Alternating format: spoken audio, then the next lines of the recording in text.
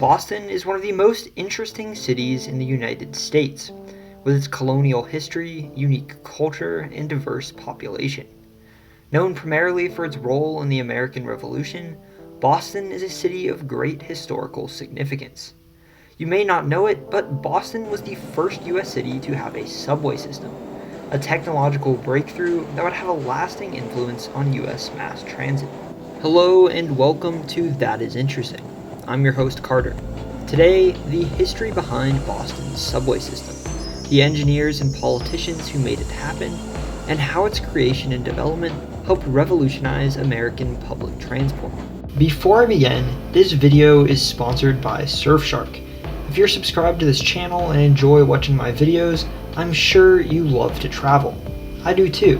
When it's safe to start traveling again, I'm looking forward to getting out and exploring more of the country and the world.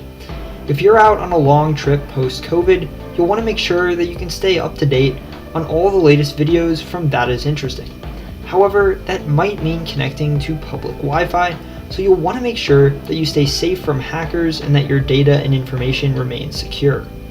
That is where Surfshark comes in. Surfshark is a VPN, a virtual private network, and it creates another layer of security between important things like emails, passwords, and credit card information, and people who might be out to get them. Something that's especially useful if you're traveling and connecting to Wi-Fi that you don't normally use. With Surfshark, you'll be able to keep your information safe whenever and wherever you are. You can also use Surfshark to change your virtual location. On vacation, simply change your virtual location back to your home country so that you don't miss out on any home comforts. You can also use this feature to access and unblock content libraries and streaming services from other countries, like all of the Netflix libraries. So even if you are still stuck at home, at least you won't run out of great content to watch. Another bonus, viewers of my channel can use my code THATISINTERESTING to get 83% off and 3 extra months for free. The link is in the description below. Now, let's get back to Boston's subway system. As previously mentioned, Boston has the oldest subway system in the United States, with operations dating back to 1897. Known as the T, Boston's downtown subway has its origins in the late 19th century, when American inventor Frank Sprague took a trip to London.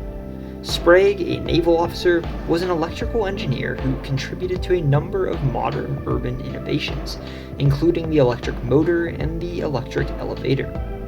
In 1882, the 24-year-old Sprague arrived in London and went aboard the London Underground, the world's first subway system that had opened about 20 years earlier. The subway, a coal-powered steam engine, emitted enormous amounts of smoke and filth which would fly in the faces of onboard passengers. Being one of those passengers, the imaginative Sprague contemplated a way to use electricity to power a subway system, in which the train could receive electricity from an overhead line while being moved forward on rails by an electric motor.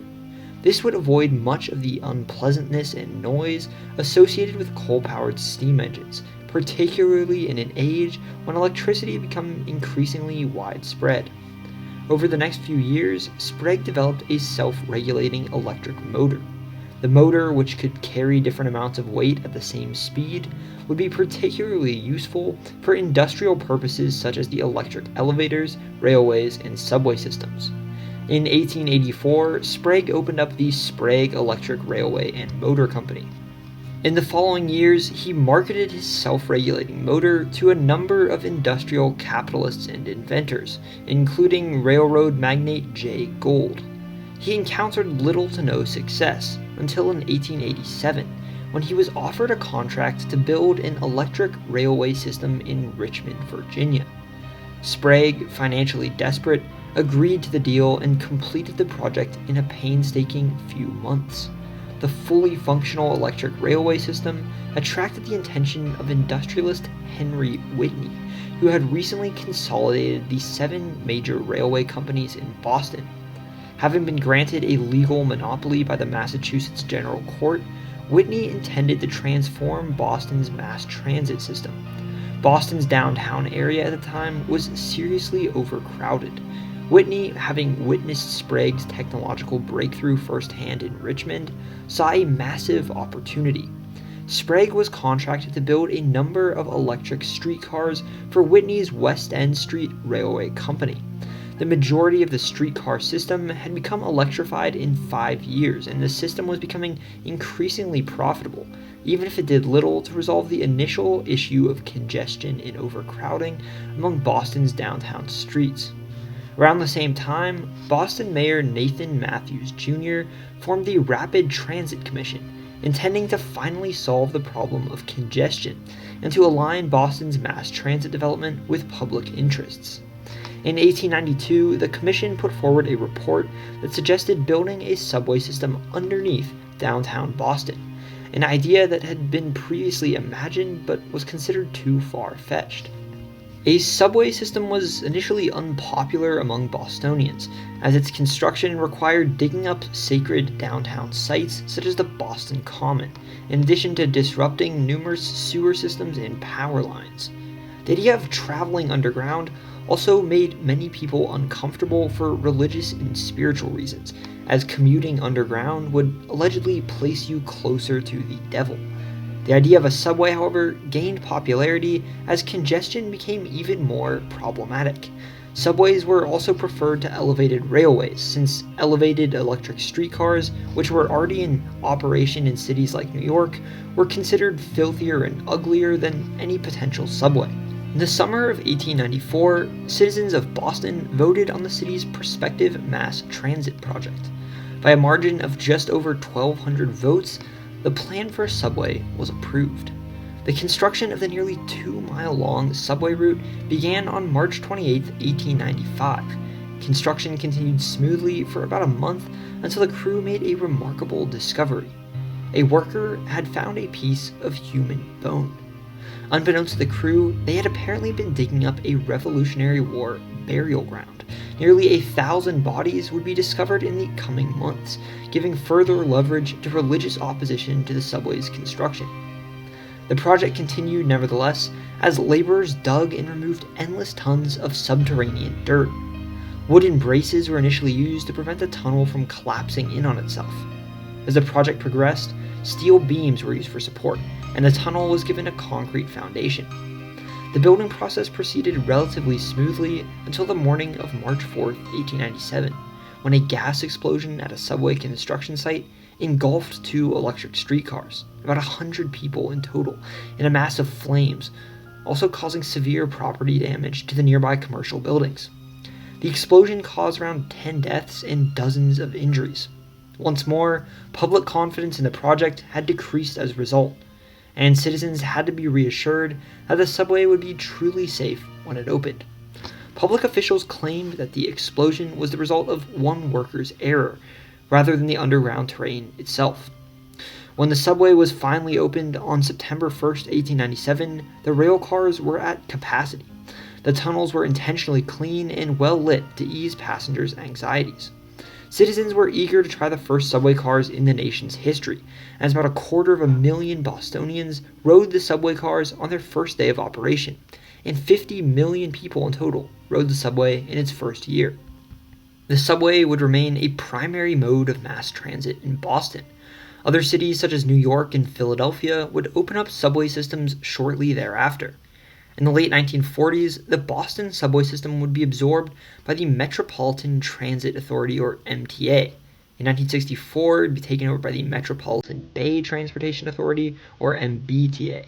Under this management, the downtown public transit system was given the logo of a circled capital T in bold typeface, the origin of the subway's current nickname. 1 year later, in 1965, the creation of the Urban Mass Transportation Administration, or UMTA, a federal agency, allowed Boston to add and improve the number of rail lines and stations. In mid-2019, the T had an average weekly ridership of nearly 700,000 people, which decreased to about 330,000 the following year due to COVID-19. The T currently manages 8 rail lines and over 120 stations, excluding the commuter rail. Its subway system generally makes up a little over 50% of its total public transport ridership, which also includes buses, ferries, and other means of transit. The most popular T stations are Harvard Square, Downtown Crossing, and South Station, each receiving approximately 25,000 riders on the average weekday prior to COVID. Unfortunately, even though the T remains a popular choice for mass transit in Boston, it faces a number of problems.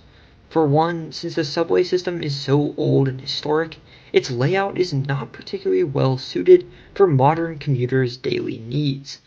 Boston planned its subway system in a hub-and-spoke design, meaning that rail lines are inefficiently concentrated in the downtown area, making it especially difficult to get from one suburb to another.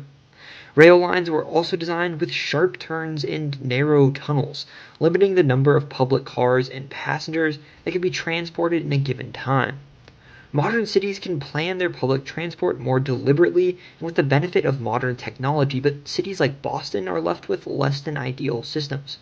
The MBTA estimates that over $10 billion will be required to fully revitalize the T in the form of upgraded technology, better subway cars, and improved tunnels. That is all for this video. If you find this interesting, I recommend watching the PBS documentary The Race Underground, on which this episode was heavily based. I would also recommend reading Doug Most's book of the same name, which inspired the documentary. A special thanks to both sources for much of the information provided in this video. Also consider watching this channel's The US Explained series, where I cover each state, territory, and federal district in the United States, and the history, geography, and culture that makes each one unique. If you want to learn more about Boston's history, my latest video in that series dives into Massachusetts. Please be sure to take advantage of our great deal on Surfshark by clicking on the link in the description below. Thank you for watching, and I hope you learned something new. Subscribe for more content like this. I cover the countries, cities, people, and places of the world and beyond. These videos will leave you saying, that is interesting.